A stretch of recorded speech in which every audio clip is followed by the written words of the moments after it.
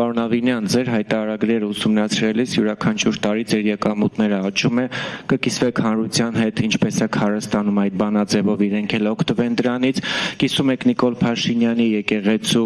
ճակերտավոր ասած մաքրման աշխատանքներին, օրինակ ձեր խմբակցության ավականու անդամ տեսա Արմեն Քալչյանը հայտարարել էր, որ օրինակ Նավասարդ Կճոյանը փոշմանել է ուղղել է իր մեղքերը, ուզում եմ հասկանամ դա իրենք ԿՊԱ-ականների մոտ են եկել մեղքերի թողության, ինչպես է դա իրականացվել, որ նմանատիպ հայտարարություններ է լինում տարբեր ԿՊԱ-ականների կողմից եւ նաեւ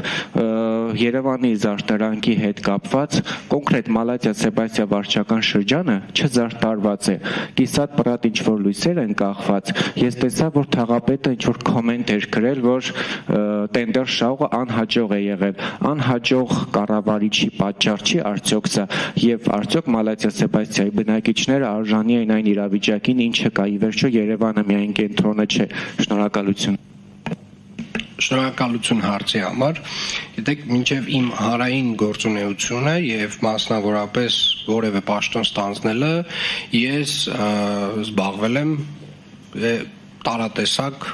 բիզնեսներով եւ մասնավորապես իմ ընտանիքի անդամներն էլ 90-ականներից զբաղվել եմ բիզնեսով եւ իրականում ձեր բոլոր հարցերի պատասխանները թափանցիկորեն արտացոլված են իմ հայտարարագրերում։